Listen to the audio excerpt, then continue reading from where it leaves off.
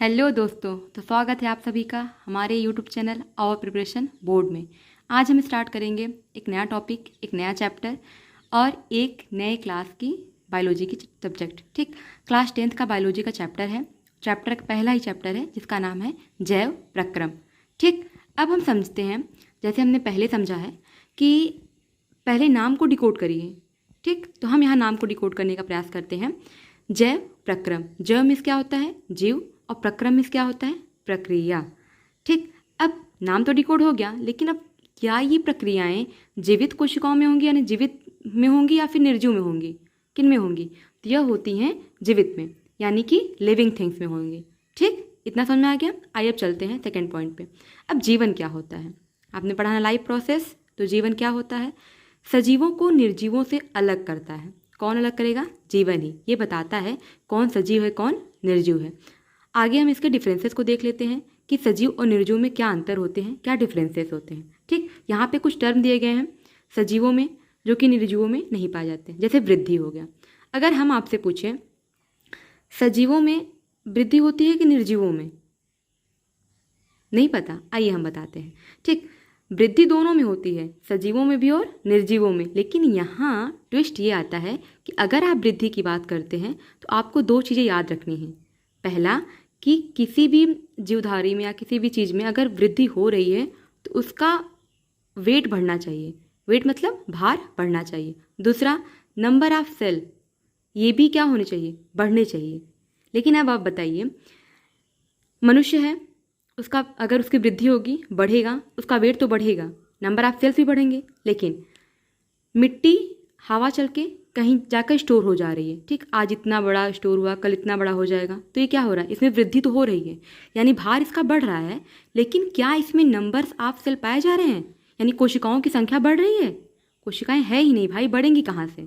ठीक, तो इसीलिए वृद्धि सजीवों में होती है लेकिन निर्जीवों में नहीं होती है, ध्यान रखिएगा। चलिए आगे, पाचन। अब पाचन मनुष्यों में होता है, जानवरों में होता है, यानी सजीवों में तो होता है लेकिन निर्जीवों में नहीं होता है। अगर आपको भरोसा ना हो तो इस पेन को खाना रख के देख लीजिए, सामने बहुत सारे 56 भोग रख दीजिए, क्या ये खाएगा? पचा पाएगा? नहीं। तो इसीलिए पाचन सजीवों में पॉसिबल है लेकिन निर्जीवों में नहीं होता है। आगे श्वसन की बात करते हैं। ठीक, श्वसन भी सजीवों में पॉसिबल होता है, निर्जीवों में नहीं होता है। और अगर आप कभी भी देखें कि आपका पेन, फ़ोन या चार्जर सांस ले रहा है तो वहाँ तुरंत से भाग निकलिए, क्योंकि उसमें जान आ चुकी है। ठीक, मजाक कर रहे थे। सजीवों में श्वसन होता है लेकिन निर्जीवों में नहीं होता है। उत्सर्जन क्या होता है? उत्सर्जन होता है जितने भी वेस्ट मटेरियल होते हैं उनको शरीर से बाहर निकालना। बात समझ में आई? क्या कहा मैंने? कि जितने भी आपके शरीर में वेस्ट मटेरियल है, खराब पदार्थ हैं, उनको शरीर से बाहर निकालने की प्रक्रिया उत्सर्जन कहलाती है। ठीक, जैसे विसर्जन होता है ना, तो वैसे ही उत्सर्जन। ठीक, अब ये सजीवों में पॉसिबल है लेकिन निर्जीवों में पॉसिबल ही नहीं भाई। ठीक, आगे है जनन। जनन का मतलब होता है एक नए संतति या फिर नए बच्चे को जन्म देना। ठीक, जो कि सजीवों में पॉसिबल होता है लेकिन निर्जीवों में नहीं होता है। आगे इसको भी हम लोग आगे पढ़ेंगे, बट अभी बस इस दोनों में अंतर समझते हैं। ठीक, इसका अनुकूलन। अनुकूलन क्या होता है? अनुकूलन वो चीज़ है, वो प्रक्रिया, जैसे ठंडी आ गई, ठीक, तो हमने स्वेटर पहनना स्टार्ट कर दिया। गर्मी आ गई तो हमने कॉटन कपड़े पहनना स्टार्ट कर दिए। लेकिन अब कहेंगे नहीं, हम नहीं पहनेंगे, हम स्वेटर ही पहन के चलेंगे गर्मी में। ठीक, तो ऐसा पॉसिबल नहीं है। अनुकूलन का मतलब होता है पर्यावरण के अकॉर्डिंग बदल जाना, उसके अनुसार चलना। ठीक, इसके बाद है पोषण। पोषण अभी हम यहाँ पे खुद ही पढ़ेंगे, आगे देख लीजिएगा। फिर ऊर्जा का ह्रास, जैसे अभी हम काम कर रहे हैं तो हमको ऊर्जा चाहिए, कुछ देर बाद काम करेंगे फिर हमारा ऊर्जा क्या हो जाएगी? कम हो जाएगी, तो फिर हम खाना पानी खा के अपना ऊर्जा बढ़ा लेंगे। तो सजीवों में ऊर्जा का ह्रास होता है क्योंकि ये लोग काम करते हैं। निर्जीव कौन सा काम कर रहा है? ठीक, तो यहाँ पे निर्जीव में क्या होता है? ये पॉसिबल नहीं होता। तो बात समझ में आई? वृद्धि, पाचन, श्वसन, उत्सर्जन, जनन, अनुकूलन, पोषण, ऊर्जा का ह्रास सिर्फ और सिर्फ सजीवों में पॉसिबल होता है, निर्जीवों में पॉसिबल नहीं होता है। आइए इनके उदाहरण देख लेते हैं। तो मनुष्य, जानवर, ये सब किस में आते हैं? ये सब आएंगे सजीवों में। और इनमें क्या आते हैं? इनमें आप जिस पेन से बैठ के पढ़ रहे होंगे, जिस मोबाइल से देख के पढ़ रहे होंगे, ये सब क्या हैं? ये सब क्या हैं? निर्जीव हैं। ठीक, अब हम देखते हैं परिभाषाएं क्या हैं। जैव प्रक्रम जो हम पढ़ रहे हैं उसकी परिभाषा क्या है। तो वो क्रियाएं जो जीवों में जीवन को बनाए रखती है उसे हम क्या कहते हैं, जैव प्रक्रम कहते हैं। फिर से सुनिए, वो क्रियाएं जो जीवों में जीवन को बनाए रखती हैं उसे हम जैव प्रक्रम कहते हैं। ठीक, अब आपके एनसीईआरटी में एक नाम दिया होगा अनुरक्षण। इसका मतलब क्या होता है? इसका सिंपल सा मतलब है कि जब भी आपके शरीर में छोटी मोटी चोट लगती है तो वो अपने आप भर जाता है, या फिर कोई बड़ी चोट लगी हो तो आप डॉक्टर के पास जाते हो, वो कुछ मेडिसिन देते हैं या फिर पट्टी वट्टी करके कुछ देर बाद क्या होता है, आपका स्किन पहले जैसा हो जाता है। तो आपको लगता है अरे भाई यहाँ कुछ हुआ भी था। ठीक, वो भर इसलिए जाता है, ठीक इसलिए हो जाता है क्योंकि आपकी बॉडी में कौन काम कर रहा है, अनुरक्षण काम करता है। ठीक, तो समझ में आया। इसके बाद हम देख लेते हैं पोषण क्या होता है। ठीक, पोषण, आप हमको एक बात पहले बता दीजिए, क्या आपको पता है कि न्यूट्रिशन और न्यूट्रिएंट्स में क्या अंतर होता है? अगर अभी तक नहीं पता है तो हम बता देंगे, आगे बने रहिए, लेकिन अगर आपको पता है तो प्लीज़ कमेंट में बता दीजिएगा। ठीक, अब हम समझते हैं पोषण क्या होता है। पोषक, अभी हमको प्राप्त कहाँ से होता है पोषण? तो हमको ये प्राप्त होता है पोषक तत्वों से। ठीक, पोषक तत्व कौन कौन से हो सकते हैं? जैसे दाल, चावल, आप जो भी चीज़ें खाते हो उनसे हमको क्या मिलता है, पोषण मिलता है। ठीक, और जो खाते हो वो क्या हो गया, पोषक तत्व। ठीक, अब आगे ये क्या काम करेगा, किस में मदद करेगा? तो आपके स्वास्थ्य को बनाए रखेगा, अच्छा रखेगा, आपके हेल्थ विकास होगा, आपके शरीर का, आपके माइंड का। ठीक, अब पोषण में कौन कौन से उदाहरण आते हैं? तो कार्बोहाइड्रेट, वसा, विटामिन, खनिज आदि होते हैं। अभी इन सबको भी हमें आगे पढ़ना है, फिलहाल के लिए अभी इतना ही पढ़िए। ठीक, इसके बाद आपको शायद नहीं पता है तो हम बता देते हैं, न्यूट्रिशन मीन्स होता है पोषण। ठीक, और जो हमें पोषण दे रहा है, जो तत्व दे रहे हैं उसे हम कहते हैं न्यूट्रिएंट्स। समझ में आया? ठीक है, चलिए पोषण पढ़ने के बाद अब हम उसके प्रकार को भी देख लेते हैं। तो पहला है हमारा स्वपोषण, दूसरा है हमारा परपोषण। ठीक, अब पहले जैसी आदत कि पहले कोई भी हेडिंग पढ़िए उसको डिकोड करिए। तो स्व मतलब क्या होता है? स्व मतलब होता है स्वयं, और पोषण आपको पिछला बता ही दिए हैं। ठीक, अब इसमें क्या क्या चीज़ें होती हैं? ठीक, कहने का मतलब है कि ऐसे जीव, ऐसे पेड़ पौधे या कोई भी हो जो स्वयं से अपना भोजन प्राप्त कर लेता है उसे हम स्वपोषण में रखते हैं। अब ये मत कहिएगा कि आप खुद का भोजन बना लिए तो आप स्वपोषण में आ जाएंगे। ठीक, ऐसा नहीं है। अब इसमें कुछ कंडीशन दिए गए हैं जिनके माध्यम से अपना भोजन बनाते हैं। पहला है अकार्बनिक पदार्थ। ठीक, जैसे जल और खनिज हो गए, ये कच्चे माल होते हैं जिनका उपयोग करके भोजन बनाते हैं स्वयं।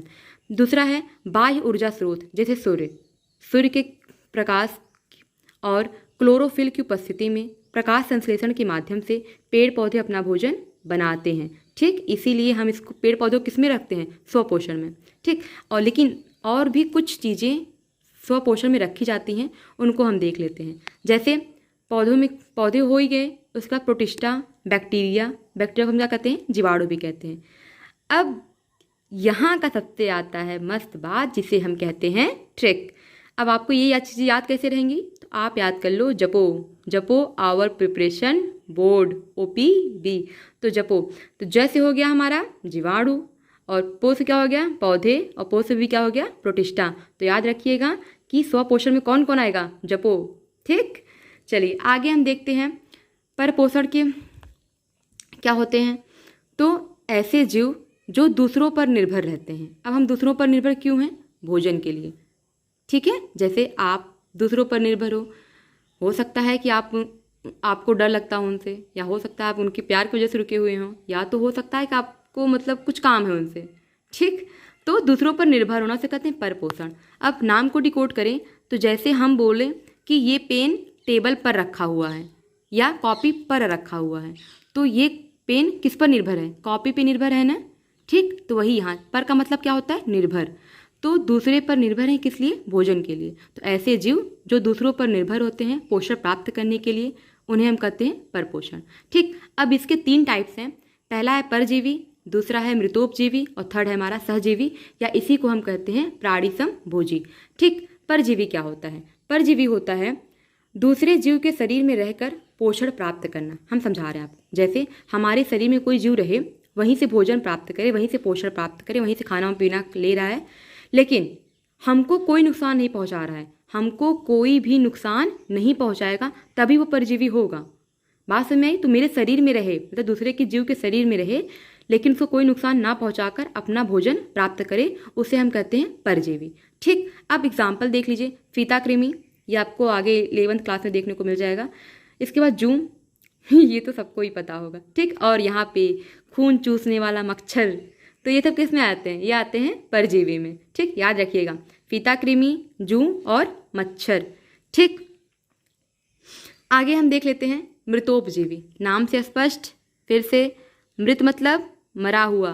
ठीक, तो ऐसा परजीवी जो दूसरों पर निर्भर होगा लेकिन मरे हुए पर निर्भर होगा। जैसे कोई जीव मरा हुआ है और उसको कोई खा ले, जैसे पहले के टाइम पे, अब तो चील विल गायब हो गए हैं, लेकिन पहले के टाइम पे क्या हुआ करता था, सड़क पे जितने भी जानवर मरे होते थे उनको चील उठा के लेके जाके खा लेता था, तो वो किस में आता है? मृतोपजीवी में काम कर देता था।